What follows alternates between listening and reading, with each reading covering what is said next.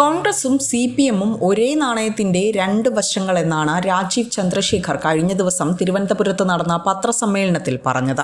കേരളത്തിൽ കോൺഗ്രസും CPM-ഉം BJP-യെ നേരിടാൻ ഡീൽ ആരോപണങ്ങൾ ഉന്നയിക്കുന്നത് ജനങ്ങളെ പറ്റിക്കാനാണെന്ന് BJP സംസ്ഥാന അധ്യക്ഷൻ രാജീവ് ചന്ദ്രശേഖർ പറയുകയുണ്ടായി. കേരളത്തിന് പുറത്ത് 28 സംസ്ഥാനങ്ങളിലും ഒന്നിച്ചു നിൽക്കുന്നവർ ഇവിടെ പരസ്പരം B ടീം എന്ന് വിളിക്കുന്നത് പരിഹാസ്യമാണ്.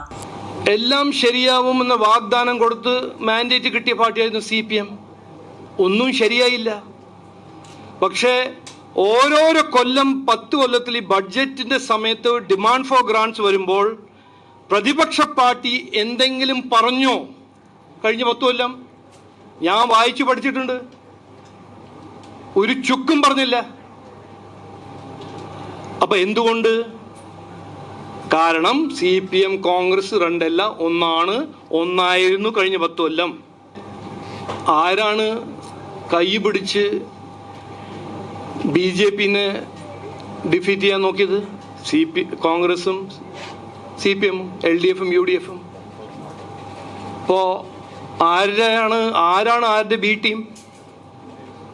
ഞങ്ങളെ തോൽപ്പിക്കാൻ CPM-ഉം കോൺഗ്രസും ഒരുമിച്ച് വരുമ്പോൾ ആരാണ് ആരുടെ B ടീം? ഇത് ചോദിക്കേണ്ടതല്ലേ? BJP-യെ തോൽപ്പിക്കാൻ ഇവർ പലയിടത്തും വോട്ട് കച്ചവടം നടത്തിയിട്ടുണ്ടെന്നും അദ്ദേഹം ആരോപണം ഉന്നയിച്ചു. ശബരിമലയിലെ നിലപാട്, അഴിമതി, വികസനമില്ലായ്മ എന്നിവയിൽ ഇരു പാർട്ടികളും ഒരുപോലെ എന്നത് ജനങ്ങൾ തിരിച്ചറിഞ്ഞു കഴിഞ്ഞു. നിയമസഭാ തെരഞ്ഞെടുപ്പിൽ മുസ്ലിം വോട്ടുകൾ സമാഹരിക്കാൻ മുഖ്യമന്ത്രി പിണറായി വിജയനും രാഹുൽ ഗാന്ധിയും നുണപ്രചരണം നടത്തുകയാണെന്നും രാജീവ് ചന്ദ്രശേഖർ പറയുകയുണ്ടായി. പണ്ടത്തെ പോലെ മുസ്ലിം സഹോദരങ്ങളെ ഇരകളാക്കാൻ ഇനി കഴിയില്ല. വികസനത്തെക്കുറിച്ച് സംസാരിക്കാൻ ധൈര്യമില്ലാത്തതുകൊണ്ടാണ് ഇരുവരും പരസ്പരം BJP-യുടെ B ടീം എന്ന ആരോപണം ഉന്നയിക്കുന്നത്. നുണകൾ പറഞ്ഞ് ജനശ്രദ്ധ തിരിക്കാൻ BJP ഇനി സമ്മതിക്കില്ല എന്നും അദ്ദേഹം വാർത്താ സമ്മേളനത്തിൽ പറഞ്ഞു. കോൺഗ്രസ് പറയുന്നു CPM BJP-ന്റെ B ടീമാണ്. CPM പറയുന്നു കോൺഗ്രസ് BJP-ന്റെ B ടീമാണ്. അപ്പോ ഇതിന്റെ പിന്നിൽ എന്താണെന്ന് നമ്മൾ മനസ്സിലാക്കണം. രണ്ട് കാര്യങ്ങളാണ് ഇതിന്റെ പിന്നിൽ. ഒന്ന്, ഈ രണ്ടല്ല ഒന്നാണ് എന്ന് ജനങ്ങൾ അക്സെപ്റ്റ് ചെയ്യാൻ തുടങ്ങി, മനസ്സിലാക്കാൻ തുടങ്ങി. അതിൻ്റെ ഉദാഹരണം ഞങ്ങൾ മുമ്പോട്ട് വെച്ച ഉദാഹരണം ശബരിമല കൊള്ള, ജമാഅത്തെ ഇസ്ലാമിൻ്റെ ഒപ്പം രാഷ്ട്രീയം, പിന്നെ വികസനമില്ലായ്മ, അഴിമതിയും ചെയ്യുന്ന രണ്ട് പാർട്ടി CPM-ഉം കോൺഗ്രസ് ആണെന്ന്. ഈ 3 ഉദാഹരണമായിട്ട് ഞങ്ങൾ പറയുന്നത് CPM കോൺഗ്രസ് രണ്ടല്ല ഒന്നാണ്.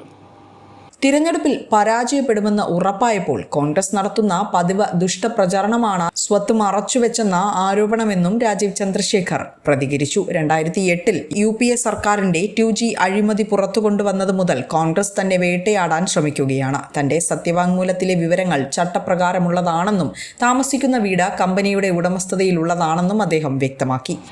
എൻ്റെ വീട്, എൻ്റെ മോട്ടോർ സൈക്കിൾ, എൻ്റെ ഇൻകം ടാക്സ്, എൻ്റെ ഭാര്യ, എൻ്റെ മറ്റേത് ഇഷ്യൂ ആണെങ്കിലും അതിനെക്കുറിച്ച് ചർച്ച ചെയ്യാൻ ഞാൻ തയ്യാറാണ്. 24-ൽ നിങ്ങളിത് റേസ് ചെയ്ത ഇഷ്യൂ ആണ്. 2 കൊല്ലം നിങ്ങൾക്കുണ്ടായിരുന്നു, ഒന്നും ചെയ്തില്ല. അപ്പോൾ ഈ ഒരു നുണ പ്രചരണമെല്ലാം നടത്തി ജനങ്ങളെ ശ്രദ്ധ തിരിക്കാനോ എന്നെ പേടിപ്പിക്കാൻ നോക്കണ്ട, BJP-നെ ഭീഷണിപ്പെടുത്താൻ നോക്കണ്ട. അതൊന്നും നടക്കില്ല. വീട് ഓൺ ചെയ്യുന്ന ഒരു പാർട്ട്ണർഷിപ്പ് ഫേമാണ്. ആ പാർട്ട്ണർഷിപ്പ് ഫേമിൻ്റെ പാർട്ട്ണറാണ് ഞാൻ. ഇലക്ഷൻ കമ്മീഷൻ എഫിഡവിറ്റ് പ്രകാരം നിങ്ങൾ ഒരു കാൻഡിഡേറ്റിനെ ഡിസ്ക്ലോസ് ചെയ്യേണ്ടത് കാൻഡിഡേറ്റിൻ്റെ ഡയറക്റ്റ് ഇൻട്രസ്റ്റ്. മനസ്സിലായില്ലേ? അപ്പോൾ ഡയറക്റ്റ് ഇൻട്രസ്റ്റ് ആ എഫിഡവിറ്റിൽ ഡിസ്ക്ലോസ് ചെയ്തിട്ടുണ്ട്. അതാണ് പാർട്ട്ണർഷിപ്പ് ഫേമിൻ്റെ ഇൻട്രസ്റ്റ്. ഇത്തരം ബാലിശമായ ആരോപണങ്ങൾ ഉന്നയിക്കുന്നതിന് പകരം വികസനത്തെക്കുറിച്ച് ചർച്ച ചെയ്യാൻ കോൺഗ്രസിനെ അദ്ദേഹം വെല്ലുവിളിക്കുകയും ചെയ്തു. നേമം, വട്ടിയൂർക്കാവ്, തിരുവനന്തപുരം മണ്ഡലങ്ങളിൽ BJP-യെ തോൽപ്പിക്കാൻ ക്രോസ് വോട്ടിംഗ് നടത്തിയതായി CPM അന്വേഷണ കമ്മീഷൻ തന്നെ കണ്ടെത്തിയതായും അദ്ദേഹം പറഞ്ഞു. പാർലമെന്റിൽ എല്ലാ വിഷയങ്ങളിലും ഒന്നിച്ചു നിൽക്കുന്നവർ കേരളത്തിൽ A ടീം B ടീം കളി നടത്തുന്നത് ജനങ്ങൾ തിരിച്ചറിയുമെന്നും അദ്ദേഹം മാരാർജി ഭവനിൽ നടന്ന പത്രസമ്മേളനത്തിൽ അറിയിക്കുകയുണ്ടായി. വിസ്മയ ന്യൂസ്, തിരുവനന്തപുരം.